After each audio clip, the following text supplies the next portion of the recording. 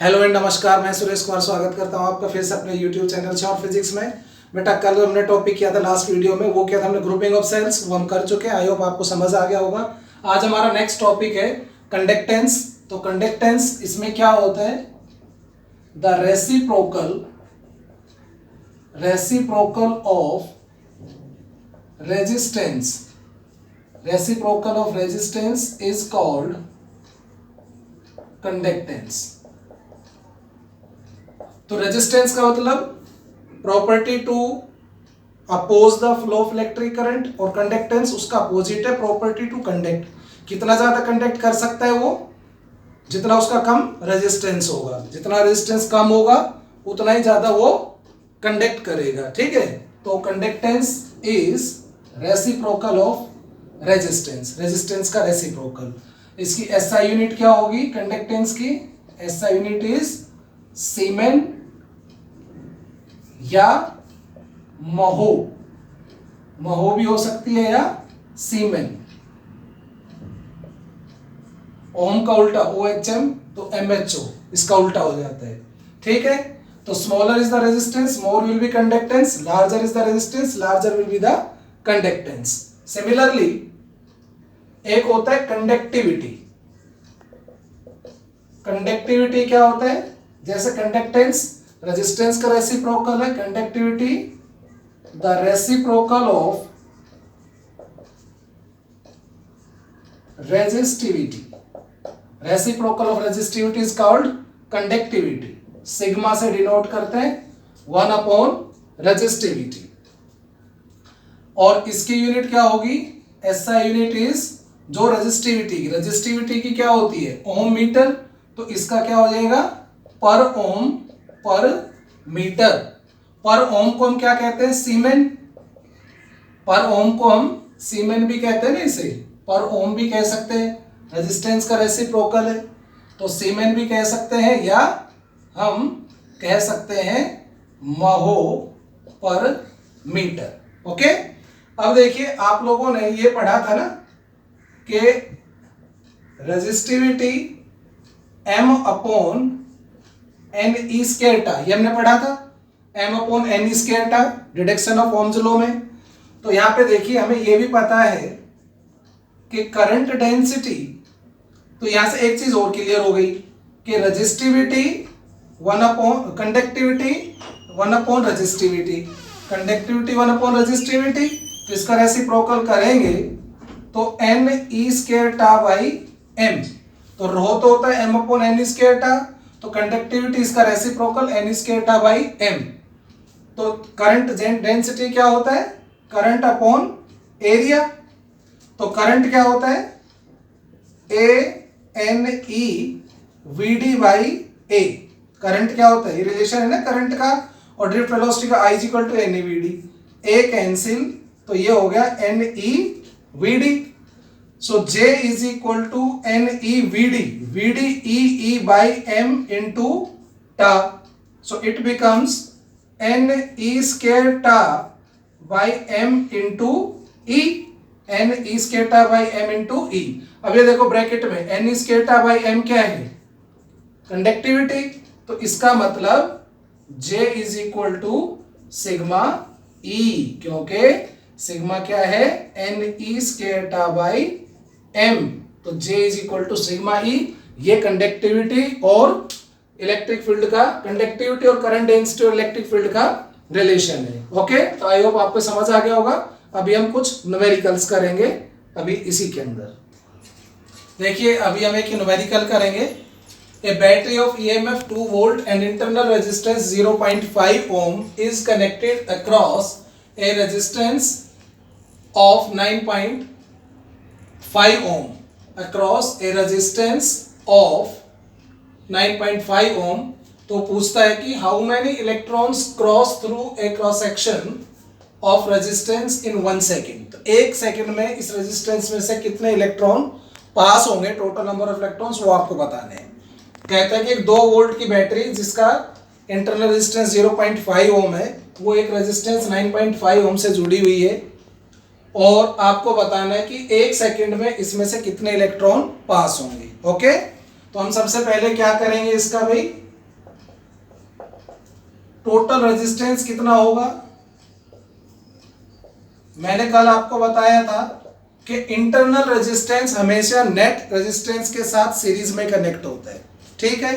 तो net resistance कितना हो जाएगा? 9.5 तो एक्सटर्नल है प्लस इंटरनल 0.5, तो ये हो गया 10 ओम। तो नेट रेजिस्टेंस 10 ओम हो गया। और वोल्टेज कितना है, यानी कि पोटेंशियल डिफरेंस कितना है टोटल, ईएमएफ कह सकते हो, वो है 2 volt. So what will be the current? Current होगा वोल्टेज अपॉन रेजिस्टेंस। तो वोल्टेज तो 2 वोल्ट है और रेजिस्टेंस ये है तो 0.2 एम्पियर। तो बेटा करंट आ गया 0.2 एम्पियर, जिसको हम लिख सकते हैं 0.2 कोलॉम पर सेकंड। यानी कि 1 एम्पियर यही तो होता है कोलॉम पर सेकंड, यानी कि 1 सेकंड में 0.2 कोलॉम चार्ज क्रॉस हो रहा है। 1 सेकंड में टोटल इतना चार्ज जा रहा है, इसका मतलब यही हुआ ना। वो पूछ रहा है कुल कितने इलेक्ट्रॉन 1 सेकंड में जा रहे हैं। तो इलेक्ट्रॉन पे चार्ज कितना होता है? 1.6 इंटू 10⁻⁻19 कोलॉम। 1 सेकंड में इतना चार्ज जा रहा है, तो कुल कितने इलेक्ट्रॉन जा रहे हैं? तो number of electrons crossing in 1 second. तो क्या करेंगे हम?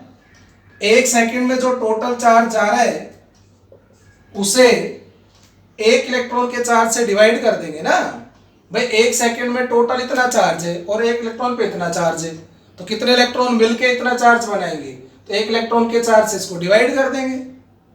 समझ रहे हो ना? तो ये अरे क्वांटाइजेशन भी था भाई, Q is equal to Ne। तो ये तो चार्ज है और ये इलेक्ट्रॉन का चार्ज, तो नंबर ऑफ इलेक्ट्रॉन कितने होंगे इसी से तो निकालेंगे। तो हमारे पास चार्ज कितना है? 0.2 और E कितना है? 1.6 इंटू 10⁻⁻19। तो N आ जाएगा ना टोटल नंबर ऑफ इलेक्ट्रॉन्स।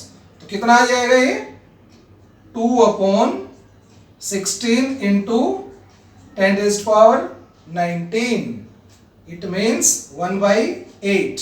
तो 1/8 इंटू 10⁻⁹, और ये कितना हो जाएगा? 1.25 इंटू 10⁻18। तो टोटल इलेक्ट्रॉन 1/8, इसको सॉल्व करेंगे तो कितने होंगे? तो बेटा 1 सेकंड में इतने इलेक्ट्रॉन इस रजिस्टर से क्रॉस करेंगे। तो आई होप आपको समझ आ गया। अभी हम एक और क्वेश्चन करते हैं। एक और न्यूमेरिकल है बेटा ये। ए वायर ऑफ रेजिस्टेंस 10 ओम। एक वायर है जैसे कोई भी ये, ठीक है, ये वायर है और इसका रेजिस्टेंस 10 ओम है। Is bend to form a complete circle. इसको मोड़ कर और एक सर्कल बना दिया, जैसे बना दिया circle. Is bend to form a complete circle. इसको मोड़ के ऐसे सर्कल बना दिया। सर्कल बनाने पे जो पेरीमीटर है इसका वो इतना ही रहेगा, इतनी इसकी लेंथ है। जो इसकी लेंथ है वही इसका पेरीमीटर है। तो कहता है फाइंड इट्स। तो इस वायर से क्या बना दिया? Complete circle. 10 ओम इसका रेजिस्टेंस था, तो इस पूरे सर्कल का भी रेजिस्टेंस तो टोटल 10 ओम ही होगा। तो कहता है find its resistance between 2 diametrically opposite points. तो आपको इस सर्कल का रेजिस्टेंस निकालना है between 2 diametrically opposite points. Diametrically opposite जैसे A या C के बीच में या B और D के बीच में आपको रेजिस्टेंस बताना है। तो मान लो हमें A और C के बीच में निकालते हैं, तो हम क्या करेंगे? A और C ये 2 पॉइंट ले लिए। तो मान लो जैसे इस तरह के क्वेश्चन करने में जिन पॉइंट के बीच में पूछ रहे हैं ना, तो उन दोनों पॉइंट के बीच में एक बैटरी या सेल को इमेजिन कर लो। इस तरह से ही सर्किट ऐसे मान लो। तो आपने A और C के बीच में निकालना है। तो देखिए ये A और C के बीच में एक तो ये ADB, एक तो ये पोर्शन हो गया ADB। हाँ सॉरी बेटा, ये ADC, मैं ADB बोल रहा था, ADC ये हो गया। तो A और C के बीच में ये एक वायर है, इसका रेजिस्टेंस कितना होगा? ये पूरी वायर का 10 ओम था, तो आधी वायर ऊपर है और आधी वायर नीचे है, तो लेंथ आधी होगी ना। लेंथ आधी, तो आपको पता है रो L/A, लेंथ हाफ, बाकी सब सेम है, तो रेजिस्टेंस भी तो हाफ हो जाएगा भाई। सिर्फ लेंथ आधी हुई है ना, बाकी सब सेम है, तो रेजिस्टेंस हाफ। यानी कि ऊपर ADC इस वायर का कितना हो गया? 5 ओम, और इसका भी कितना हो गया? 5 ओम। तो ये 5 ओम और ये इधर से एक और ये 5 ओम। तो इसका मतलब ये 5 ओम और ये 5 ओम किस में जुड़ रहे हैं? पैरेलल में। पैरेलल में हो गए ना, तो नेट रेजिस्टेंस कितना हो जाएगा? पैरेलल में क्या होता है? R1 into R2 upon R1 plus R2, यानी कि 5 इंटू 5। R1 तो ये है और R2 ये है और दोनों ही 5 है, तो 5 into 5 upon 5 plus 5, so it becomes 25 upon 10 means 2.5 ohm. Very easy. ठीक है, अभी एक दो क्वेश्चन और करते हैं। सो वेट, और बड़ा इजी सा ही क्वेश्चन है। इस नेटवर्क का नेट रेजिस्टेंस निकालना है आपको ए और बी के बीच में, पॉइंट ए और बी के बीच में नेट रेजिस्टेंस। देखो आपको कॉम्बिनेशन कराया था, सीरीज और पैरेलल कॉम्बिनेशन, वो इसीलिए कराए थे ताकि आप इस तरह के क्वेश्चंस को कर सकें। तो जब कोई बड़ा नेटवर्क होता है तो उसके जो सब नेटवर्क होते हैं, छोटे नेटवर्क होते हैं, उनको आप करने की कोशिश करेंगे। सबसे पहले देखिए ये दोनों रेजिस्टर्स, ये 4 ओम और ये 2 ओम, ठीक है। यहां से हम चले, ये 2 पॉइंट ले लेंगे हम, ये 2 पॉइंट, तो इन पॉइंट के बीच में इधर हम चले और यहाँ आएंगे तो हमारे पास कोई और रास्ता तो है नहीं, एक बार हमने चल दिए तो इधर से होके आना पड़ेगा यहाँ तक। तो इसका मतलब ये दोनों सीरीज में हुए ना, इनके बीच में सीरीज में हुए, और सीरीज में 4 + 2 6 कर देंगे तो ये चेंज हो जाएगा। किस तरह से?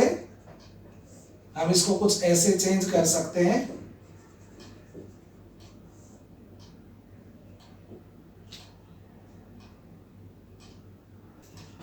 तो बेटा हमने ये 4 + 2 6 कर दिया, तो इनको हटा के और ये 6 ओम कनेक्ट कर दिया।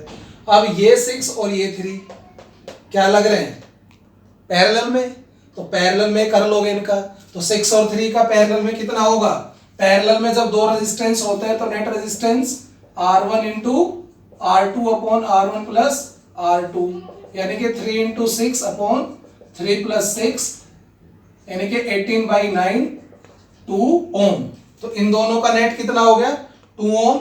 इनको हटाएंगे और यहां पर इनका क्या बन गया? ये टोटल 2 ओम, 2 ओम हो गया। अब ये देखिए, अब ये 4 और 2 किसमें है? सीरीज में।